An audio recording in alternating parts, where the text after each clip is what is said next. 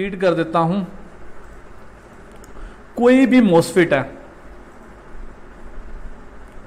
यहां से जूम कर लें पहले। फॉर एग्जाम्पल ये जो मोसफिट है, अब हमें ये कैसे पता चलेगा कि ये एन चैनल है या पी चैनल है? अगर तो यहां पे एरो मार्क अंदर की तरफ है, ऊपर की तरफ है, तो ये पी चैनल है, मतलब गेट पे जो सप्लाई चाहिए वो नेगेटिव चाहिए। ये पी चैनल है, तो गेट पे जो सप्लाई चाहिए थी वो हमें नेगेटिव चाहिए। यहाँ पे अगर ये पी चैनल है, ऊपर की तरफ है, तो ये पी चैनल है, गेट पे सप्लाई हमें नेगेटिव चाहिए। सेकंड, इसके जो लास्ट डिजिट है वो ऑड है, वो 2 पे तकसीम नहीं होता, तो इसका भी मतलब ये है कि ये पी चैनल है। अब पी चैनल को ऑपरेट होने के लिए सप्लाई कितनी चाहिए? इसके इनपुट में नेगेटिव सप्लाई चाहिए, और नेगेटिव सप्लाई कितनी होनी चाहिए? ये क्वेश्चन मार्क बहुत वायरल है, बहुत प्रॉब्लम बनी हुई है इसकी वजह से। वो मैं आपको समझा देता हूं। देखिए इसके जो इनपुट में, अब इसका इनपुट कौन सा है? सॉरी, डे भी कोविड के चल रहे हैं और मुझे खांसी लगी हुई है। खैर, अल्लाह खैर करेगा। अब हमें ये देखना है कि कितने वोल्टेज आएंगे। अब इसके इनपुट में जो वोल्टेज है वो हमें 19 वोल्टेज मिल रहे हैं, तो यहाँ पे अब इनपुट में 19 वोल्टेज हैं, तो गेट पे 19 वोल्टेज से कम होने चाहिए। कितने कम होने चाहिए? वो लगभग 3 गुना कम हो, 3-2.5 गुना कम हो जाते हैं। यहाँ पे 3 वोल्ट आ जाएं तब भी चलेगा, 8 वोल्ट आ जाएं तब भी चलेगा, 5 वोल्ट आ जाएं तब भी चलेगा, मतलब इतने वोल्टेज चाहिए, तभी ये प्रॉपरली यहाँ से इसे पास करेगा। अब मैं छोटी सी एग्जांपल देता हूँ कि हमारे पास अगर ये मोसफिट आ जाता है एन चैनल, अच्छा इसमें चाहिए नेगेटिव, ये तो हमें पता चल गया, लेकिन एग्जैक्ट कितने वोल्टेज चाहिए वो आपको सर्किट देख के पता चलेगा, पता चल जाएगा। ऐसा नहीं है कि आपको पता नहीं चलेगा, ज़रूर पता चलेगा। अब आपको अगर एस्टिमेटिक की समझ, आपको पता है कि यहाँ पे ये जो वोल्टेज डिवाइडर सर्किट बना हुआ है, इसकी मदद से हम इन दोनों गेट को ऑपरेट करवा रहे हैं, तो आप इन दोनों को वोल्टेज डिवाइडर कैलकुलेटर की मदद से कैलकुलेट कीजिए, तो यहाँ पे जो वोल्टेज आ जाएंगे वो हमारे गेटों के वोल्टेज हैं। इस तरह से हम पता चला सकते हैं कि हमें मोसफिट कौन सा है और इसके ऑपरेटिंग वोल्टेज क्या होंगे, नेगेटिव में होंगे या पॉजिटिव में। अगर पॉजिटिव में होंगे तो वो कितने होंगे, अगर नेगेटिव में होंगे तो वो कितने होंगे।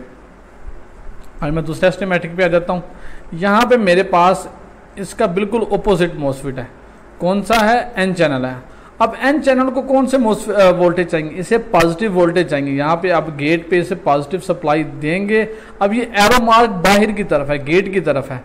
ये मोसफिट जब कुछ ये 8 लाख का नहीं है, कंफ्यूज आपने बिल्कुल नहीं होना। ये मोसफिट जो डेस्कटॉप में लगे होते हैं उस तरह का, ये इस तरह का मोसफिट है, इस तरह से इसकी शक्ल दिखाई गई है। ये मोसफिट इस तरह का लगा होता है।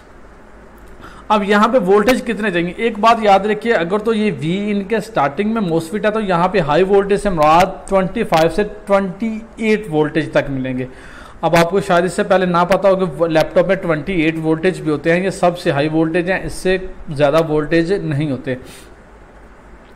अब वो कितने चाहिए ये देखेंगे, यहाँ पे voltage high plus voltage high, यहाँ पे 28 वोल्टेज हैं जो चार्जिंग आईसी से आ रहे हैं। तो अगर यहाँ पे एक वोल्टेज डिवाइडर कैलकुलेटर तो उसकी मदद से भी हमें पता चल जाएगा कि ये कितने वोल्टेज यहाँ पे हमें देखने को मिलेंगे। तो ये थे हमारे मोसफिट के ऑपरेटिंग वोल्टेज और मोसफिट की पहचान। ट्रांजिस्टर जो है हम उसे भी किस तरह से पहचानेंगे, मैं वो भी आपको लास्ट में एक मरतबा रिपीट कर देता हूँ। अगर तो एरो मार्क बाहर की तरफ है तो मतलब एन है, नेगेटिविटी बाहर की तरफ है, तो पहला एन है, नेगेटिव बाहर है, तो लास्ट में भी फिर एन ही होगा और दरमियान में पॉजिटिव। मतलब इनपुट में नेगेटिव आया तो आउटपुट में नेगेटिव मिला। पॉजिटिव से हम इसे ख़त्म कर देंगे, पॉजिटिव से हम इसे नेगेटिविटी को निकाल देंगे। अब एरो मार्क बाहर है तो ये एन है। अगर ये मोसफिट एन पी सेकंड आ जाता है पी, तो पी कौन सा आएगा? बेस पे आ जाएगा। फिर एन आ गया, एन पी एन, तो यहाँ पे आ गया। अब एरो मार्क जिसके साथ लगा होता है वो हमारा होता है इमीटर, और एक जो पॉइंट है इस तरह की लाइन और इस तरह का फोर्स होती है वो है बेस। तो बेस हमारी यहाँ पे आ गई, तो यहाँ पे सॉरी ये हो गया है collector, sorry NPN transistor NPN है, सॉरी मैं यहाँ पी भी डाल दूँ, लेकिन ये कलेक्टर है। जब भी ट्रांजिस्टर ऑन होगा तो ये कलेक्टर से इमीटर की तरफ करंट जाएगा। अब ये मोसफेट जो है, ये ट्रांजिस्टर है वो NPN है, तो NPN को ऑपरेट होने के लिए NP दरमियान में जो P आ रहा है, तो पॉजिटिव सप्लाई चाहिए, तो ये ऑपरेट हो जाएगा। अब ये जो है पॉजिटिविटी अंदर आ रही है, मतलब P है, तो ये NP मतलब इसको ऑपरेट होने के लिए नेगेटिव सप्लाई चाहिए, क्योंकि N जो है वो हमारा दरमियान में आ रहा है। जैसे ही हम बेस पे पॉजिटिविटी देंगे नेगेटिविटी, तो ये पॉजिटिविटी अपनी फोर्स के साथ हर तरफ फैल जाएगी, कलेक्टर से मीटर से कलेक्टर की तरफ आ जाएगी। तो ये थी आज की क्लास। मैं उम्मीद करता हूँ कि आपको ट्रांजिस्टर और मॉसफेट समझ में आ गया होगा। अगर आपको फिर भी कोई ना कोई कन्फ्यूजन है तो आप उसे चेक कर सकते हैं यूट्यूब से, या थोड़ी सी मज़ीद हेल्प ले सकते हैं।